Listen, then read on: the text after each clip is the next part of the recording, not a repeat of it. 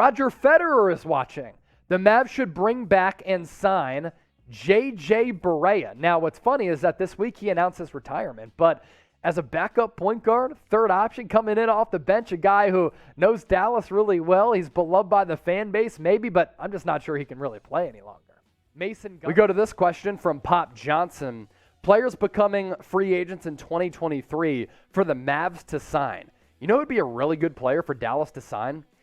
Be Chris Middleton. I think Chris Middleton would be a really good player alongside Luka Doncic. Now, he is getting a little bit older, but still, let's not get crazy here. He has some really good basketball left in him, and he's been a good sidekick for Giannis. And that's the type of player who doesn't necessarily need the ball in his hands. I wouldn't say that he's a number one on a championship team. He wasn't 2 years ago with Milwaukee en route to the NBA championship. But if you need a bucket, you give him the rock, and he can kind of get his shot off from anywhere on the floor. So for the Mavericks, signing Chris Middleton, that'd be a pretty solid addition for them in 2023, and a good sidekick for Luka Doncic for about 2 to 4 years. We pivot to Luke Byrne. Which free agent guard could Dallas pick up? Colin Sexton, he's a restricted free agent. Dennis Schroeder, although I think that's unrealistic. Kim Pazzo is another option out there. Slim pickings right now for Dallas and their offseason plan after a really impressive year. I love what Jason Kidd did. I love what Nico Harrison did, and tinkering with that roster. And the Kristaps Porzingis trade really did unleash Dallas as a basketball organization. But after losing Jalen Brunson, it seemed as though they didn't have any plan B. And right now, I'm not sure what that plan B is going to be and what it is. Mason Gunnarsson. Who would you say are the top 10 players in the NBA?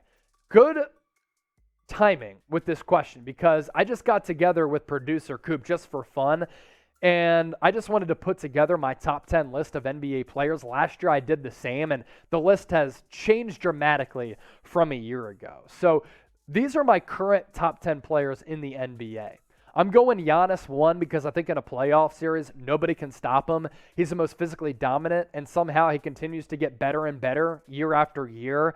And he's the best player on both ends who nobody in the league can really stop. And number 2, it's Steph Curry. Some people might argue that. How do you argue it when he's won 4 championships, tied with LeBron James, just won his first NBA Finals MVP, probably should be 2.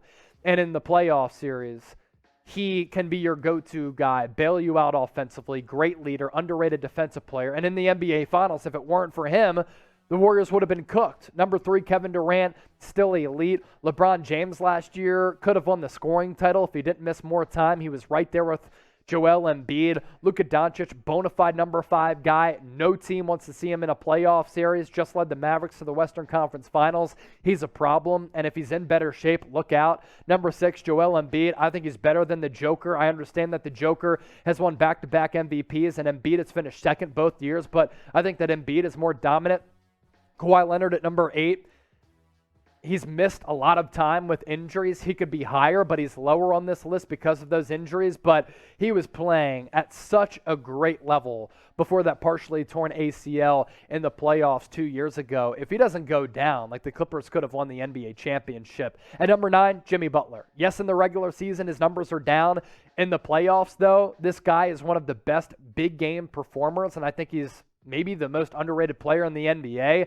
And sneaking in at number 10, edging out Jason Tatum, is Ja Morant. Injury concerns with him moving forward, a little bit of a concern. The consistency of Jason Tatum might be more, but Ja Morant, he has so much upside and so much potential. That is my top 10 list. Let me know what you think of it in the comment section. Now, I want to put you to the test here in the comment section. I want you to name a player that could become a first-time All-Star at the NBA level in 2022-2023. Who's it going to be? Let us know right now. My vote, Tyrese Maxey.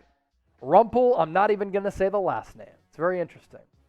Cavaliers fan, it looks like. Will Colin Sexton be traded before the trade deadline? Will he go back to the Cavaliers? Like, how are teams not investing and making calls on Colin Sexton, who can give you really solid guard play offensively and average about 20, 24 points per game. Sexton, he's become underrated and under-talked about. I think he's a really solid player.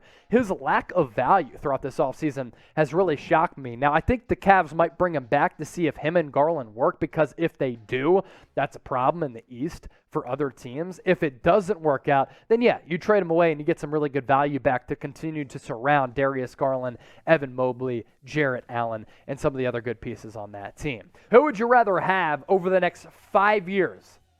Operating under the premise and knowing that Kevin Durant, 34 years old, KD for Kevin Durant, DM for Donovan Mitchell. A lot of people are going to go KD. If you go DM, I like the boldness there.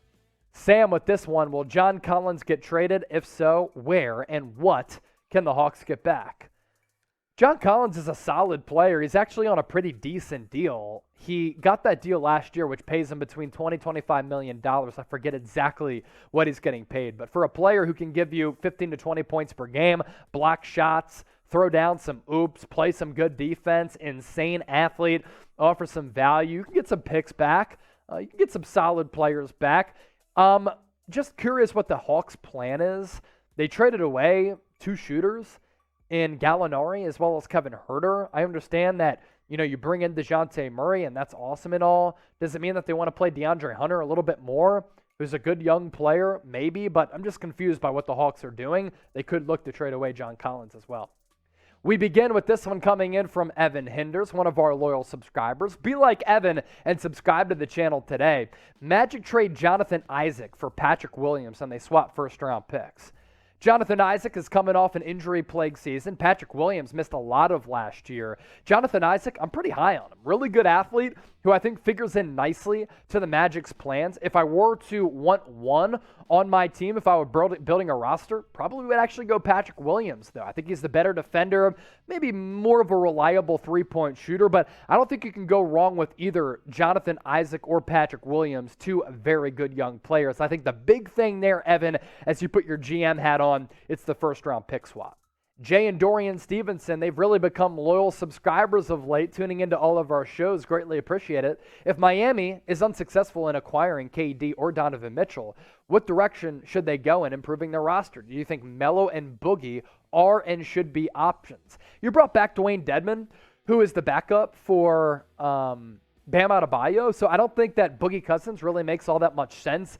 Carmelo Anthony as a bench option, yeah, maybe. You brought back Martin, who's a really good guy who can come in off the bench, figure out what's up with Duncan Robinson. Can he get him back on track? You're looking at a Miami team that doesn't really need to do much if they can't acquire KD or Donovan Mitchell, because they just made it to the Eastern Conference Finals, a Game 7 with Boston, and that game could have gone either way. Imagine if Jimmy Butler would have hit that pull-up 3 in the guts of that game. So if you don't land KD and Mitchell as you go big fish hunting, that Miami Heat roster in pretty solid shape. I talk about those deals that they made. They brought back Victor Oladipo, so a really good roster. Hopefully Kyle Lowry can stay healthy, because last year he really wasn't, and you have the best coach, or at least one of the best, in Eric Spoelstra and Pat Riley, the Godfather.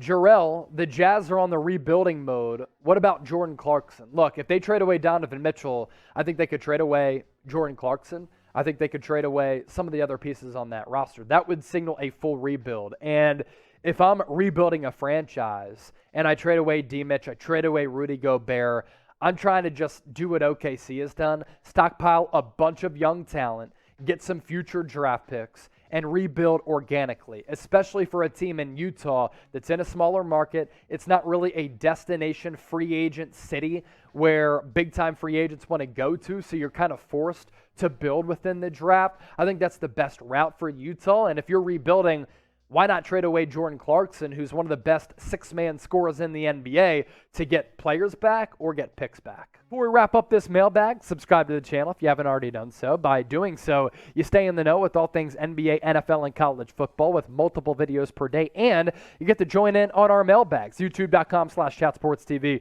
or just hit that red sub button.